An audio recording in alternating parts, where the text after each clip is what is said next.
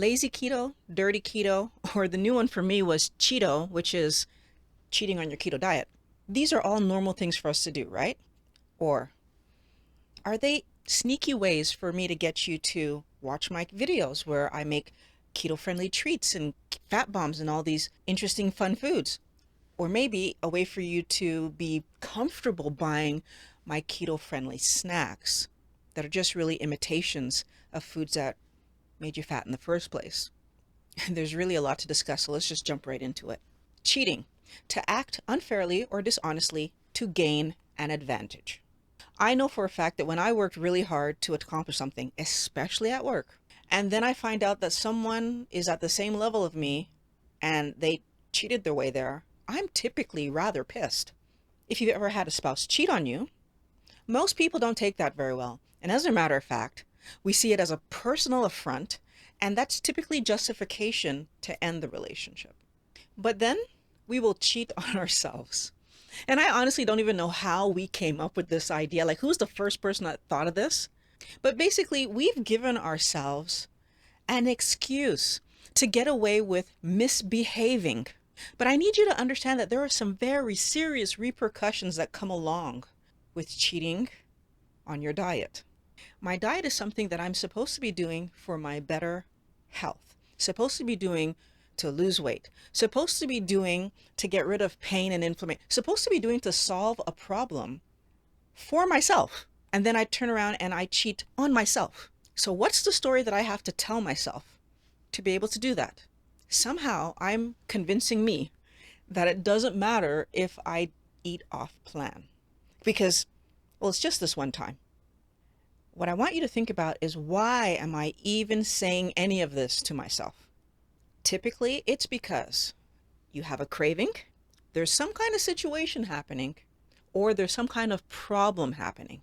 A craving is when you feel compelled to eat a specific food. Typically, it's a fun food. I've rarely heard someone said that they were craving steak and they just couldn't stop until they had a steak. Usually when we have this happening, it's chips or cookies or ice cream or something like that. Now that can happen because in the course of living your day, some kind of trigger came up that reminded you of the food. Could be a commercial, could be that you just finished supper, so dessert time.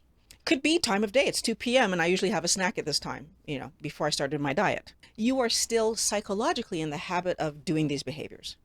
And if you subscribe to the idea that, well, once in a while, it's not going to do anything, and you still have either these junk foods in your house or keto-friendly versions of these junk foods, you will indulge.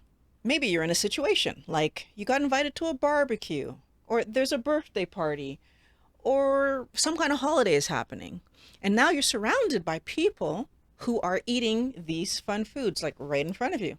And of course, it's not their problem because you're the one on the diet. And now you're feeling left out. Well, this doesn't happen very often, so it doesn't matter if I eat off plan this one time, right? What about when you have some kind of life problem happen, like issues at work or a disagreement with your spouse or your best friend?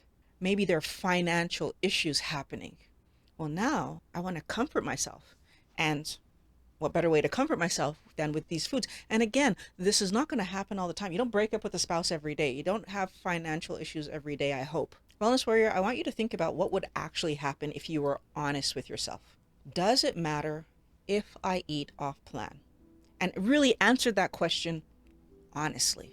Because I need you to get the fact that influencers and food companies would have you believe that it really doesn't matter. One time, a few months, one time, every other weekend, it's not a big deal. That's what influencers and food companies would have you think. Because I just need enough of you doing this behavior, my views are going to go through the roof and my sales are going to go through the roof. Well, let's do a thought exercise.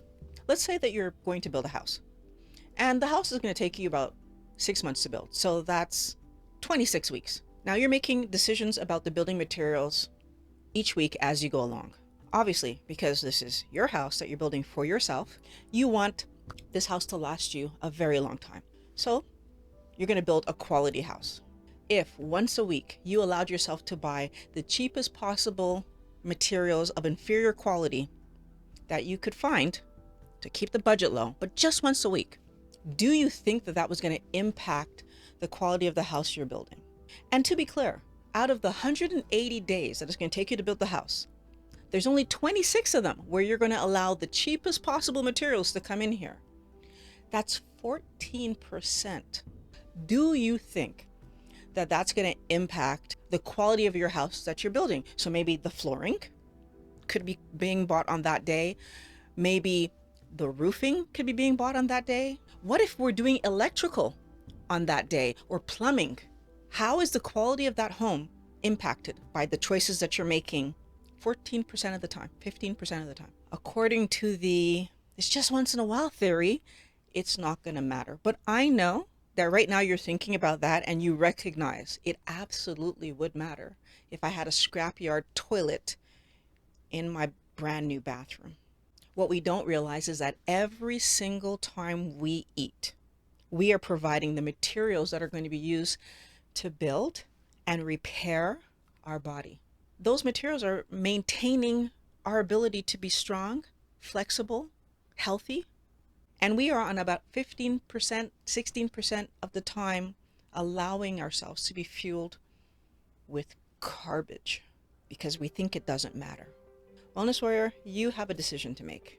Are you looking for the easiest way to keep your weight down while you get to eat like everybody else and build a body with deficiencies? Or do you want to eat healthy, one ingredient foods that are going to help you to build a healthy body, but you're going to need to learn how to like those foods, and you're going to need to learn how to be comfortable eating not like everybody else, so eating differently. Take it from somebody who's done it. Eating differently and feeling healthier and pain-free is so much better than eating like everybody else and having pains all over your body and extra weight that you're carrying around, being embarrassed and not being able to buy the clothes you want or to do the activities that you want to do. Stop looking for loopholes because there aren't any. Every time you eat some off-plan food, some fun thing, junk food, you're actually impacting your health. And it doesn't matter if it shows itself right away or it shows itself in 5 years. Because the hard part about all of this is that when you eat off-plan that first time and you don't have a repercussion, so let's say that nothing goes wrong, well, now you've just put it in your head that, oh, I found the loophole. And now you're going to do that regularly. And now you're making holes in your body regularly because that junk food is building you. And so 5 years down the road, you are going to have repercussions. Not maybe, you are. Because if you don't see it in weight, you will see it in some other way that your body is being harmed by the garbage, by the poor quality oils, by the junk that you are eating. If you need help to stop snacking, check out this video where I give 4 real tips that are going to help you to get snacking out of your life. I'll meet you over there.